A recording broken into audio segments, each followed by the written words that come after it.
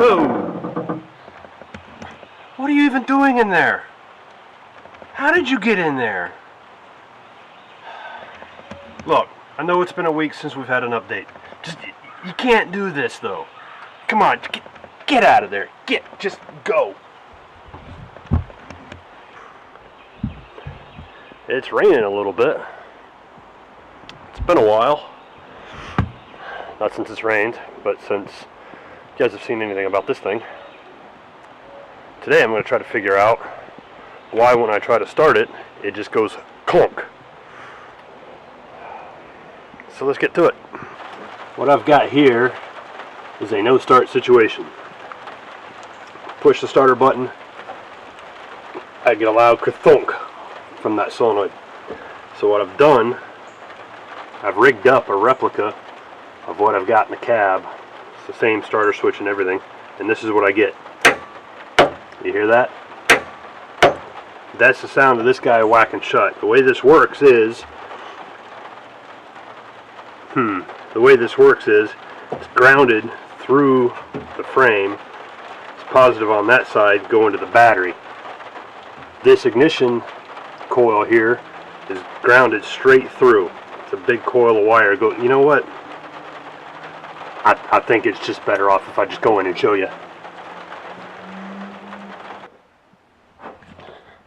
Alright, we are going to talk about what makes this little fella right here work.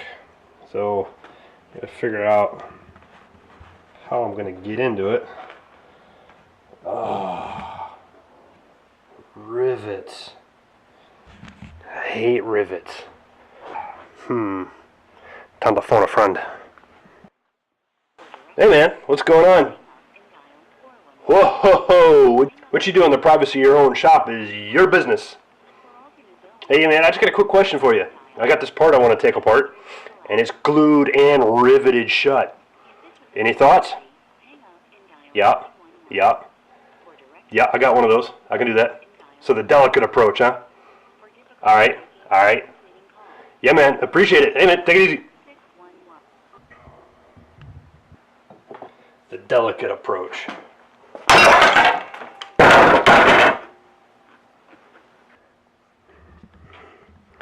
Alright, so I got it apart. Found all the pieces. Some of them tried to run away. So this thing works. It's really simple. That hooks up to the frame, which is grounded to battery negative. This right here goes to your ignition switch, which when you hit the switch goes to battery positive. And that, when you make that connection, sends a current zinging around inside this coil here. Big current, depending on how tightly you wind it, how thick the wire is, how many turns you got. Depends on how big a magnetic field you generate and how much current you throw to it. And inside of this is this metal slug. This is just a slug of steel. That's all there is to it. And what happens when you run a bunch of current to a bunch of wires, you create a huge magnetic field. And what happens, if we were to energize that, it would launch that slug right out of there. Probably wouldn't go very far, but yeah, it'd come kicking out of there. I wouldn't want to be in its trajectory. On the other side of that slug is this little guy on a spring. So this sits on top of that plate, which is going to isolate the circuit from the rest of it. And this goes in there like that. This sits on top of that like that. And this goes together. And when you whack that with a current, send all the pixies dancing around, that slug comes up, hits that, whacks that forward, makes contact with that, which is kind of manky, and that, also kind of manky, and it creates a bridge. So you hit your ignition circuit here, that comes up, those two bridge gap turns your motor over. Maybe I should draw that out too. It's pretty cool though. It's roughly how I thought that would work. Alright, so roughly this is what we got. Got your ignition switch positive coming in. Goes through a big coil of wire to the frame, battery negative. When you hit that with a current, that's this coil right here. When you hit that with a current, it creates a big magnetic field in there, and this little guy comes launching out that way. Now over here you got your battery. This is low volt or low amps. This is relatively high amps. This is going to be connected to one terminal here. Here's your contact plate, and there's another one over here also positive, and this is running down to your starter motor, which works like that. It's just a big coil. You hit, and it's grounded to the frame that way. So what happens, current goes here, this shoots out, mashes this plate here up against those two terminals, and current flows, hits that, goes through that coil, excites an armature, and you got 8 slapping pistons all excited in there, spinning around, goes room. Easy peasy, right? Or is that oversimple? Alright, now that we know how that thing works, and in this case doesn't work, I'm going to run a couple of tests. Got my $30 Syntec Harbor Freight multimeter here. Does a pretty good job. Doesn't come with instructions though. Has all the same indicators as a fluke meter does though, so either download the instructions or get a fluke book. It should be the same. So the first thing I'm going to do, it sounds like a dead battery to me. I'm going to check voltage on the battery. 12 volts. Next thing I'm going to do is I'm going to check voltage in between the battery and the solenoid. Can't see what I'm doing. 12.09 volts, same. So I've got good continuity, good connection between there and there. It's not a dead battery, but still, clunk. Now this thing's been doing this ever since we've had it. The thing eats starters for some reason, and we can't exactly figure out why. What the? Jeez, oh, got a notification. Yahoo says 95% chance of rain in the next 15 minutes. No kidding? Really? No kidding? Hey, caramba. We got a amp clamp. This little guy's fascinating. This thing works on pretty much the same principle that the solenoid works. Inside here, it's a coil of wire. We're going to run around in there. Now, here's the problem.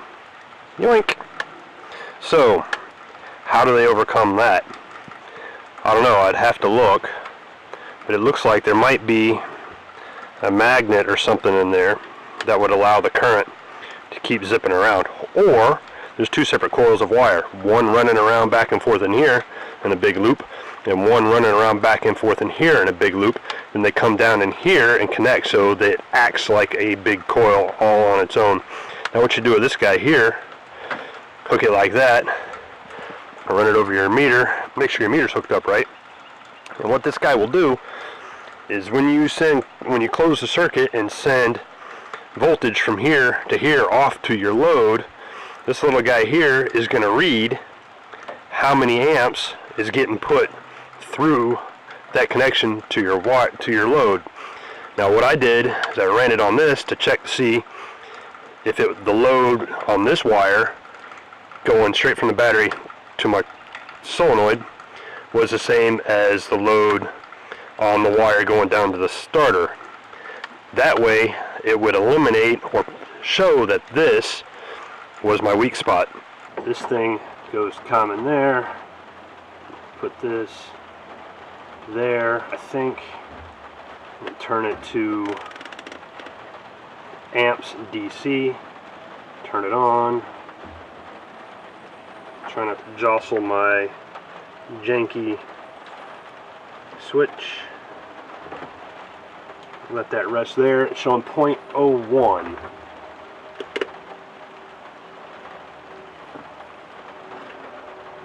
See that? That's 0.03. I'm going to whack the switch. Goes up 0.5. So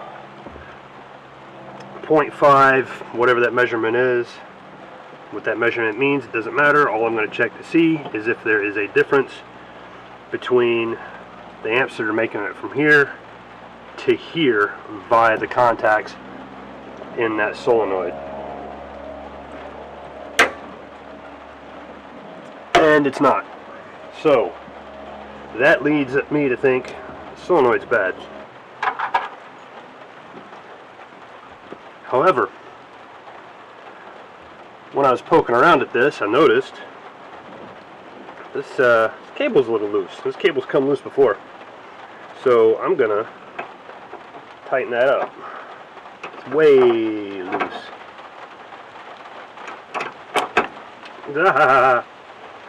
Wasn't expecting that. Sparkies don't really bother me that much, except for when I'm not expecting them and they startle me.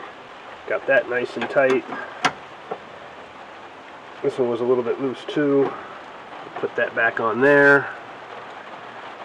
Make sure that's got good contact. It's starting to rain in earnest here.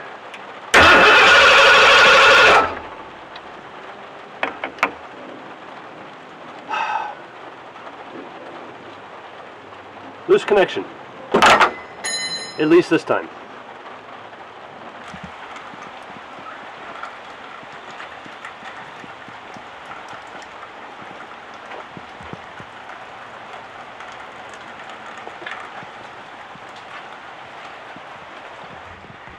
So you check and you check and you check, and ultimately it winds up being some simple little thing that's going to stick you somewhere out in the middle of nowhere. Oh well, that's pouring rain now. Well, not really pouring, it's kind of gross a little bit. But that's a little update on the Bronco. Thanks for watching.